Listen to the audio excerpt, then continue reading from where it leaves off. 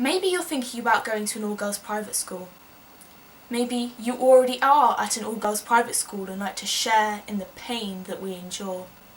Or maybe you've just seen Wild Child and want to know if we all have hair like Drippy. Yes, we do. So I've gone to an all-girls private school for the past 7, 8 years of my life, and while at this private school I've had a lot of questions from friends, families, total strangers alike, who want to know what it's actually like being in an all-girls environment. And I'm here today to tell you whether those myths and misconceptions are indeed true or not. Let's get straight down to it. Myth number 1. Everyone is really rich. So I live in a rather affluent area of the country, and I live in England, and it's a private school and it's all girls school. So I would say that compared to a lot of public schools in a lot of other places in Britain, I'm going to have a higher percentage of people who are very rich, or have very, very nice houses. But some people and some families have just chosen to invest their money into their child's education as opposed to maybe holidays or a new car or a nice house. This is much more common in private schools than I think people imagine, and I think that it's annoying for those people when strangers walk up to you when they know you're in a private school and say, oh, you must be really rich. No, it's not true, actually. Myth number 2. It is super, super bitchy. There's 2 different sides to this. Number 1.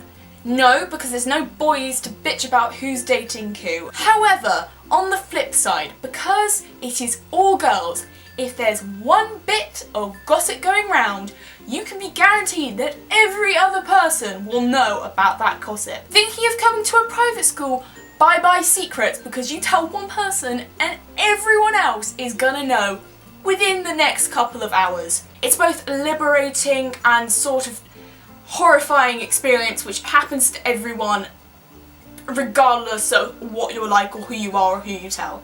Additionally, we have more shifting alliances day to day than everyone else does in Game of Thrones. One week everyone's going to be friends with each other, next week everyone's going to hate the living daylights out of each other, and then the next week it'll be totally fine again.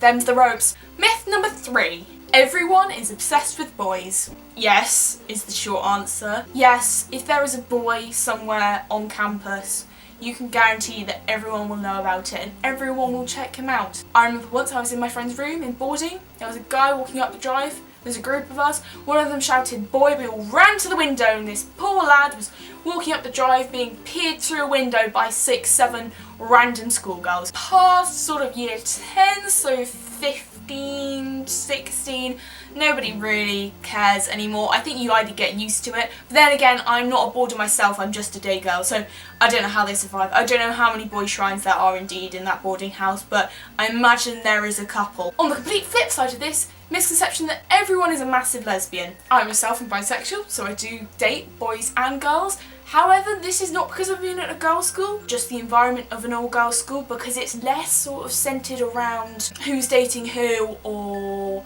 you know, gender politics or gender dynamics. So it doesn't really matter. I don't know. I don't think it matters. This myth may come from another misconception that we're all really touchy-feely with each other. This isn't a misconception. It's 100% true. Everyone is super touchy-feely with each other and no one is afraid to talk about boobs or periods or sex or anything that you want with each other. Touching each other's boobs, that happens. Look, you gotta compare them sometimes. Look, has my boobs grown? And you gotta check up sometimes. I know certainly a lot of teachers think that students are dating when actually they're just really, really close to each other. So, you know, we are all hyper academics with amazing grades. Yes. I will say that if you are thinking of coming to a private school, or I don't know if it's the same for your private school, there is so much pressure to get good grades. It's so stressful and it's so just unnecessary. Like when year 7s have exams and the teachers are like, if you don't do well in these exams you're going to fail your life. When actually it just doesn't actually make a difference at all. A lot of the time it's parents who go down the route of I'm paying for your education, so you should be grateful, so you should work hard, and if you do anything which means it's going to disrupt your grades, you're disappointing me as a parent. Which is horrible, actually. And the final misconception is that we are all a condescending bunch of pricks who don't want to know you. Not true. We're alright, really. A couple of us do have posher accents. I know mine certainly has got posher since coming to the school. But honestly, we're an alright bunch of people. We do freak out when boys are around a little bit sometimes, but not all the time. There's misconceptions to every rule. We're not that posh. But we do talk about boobs a lot. Whether we're gay or not. We do talk about boobs a lot.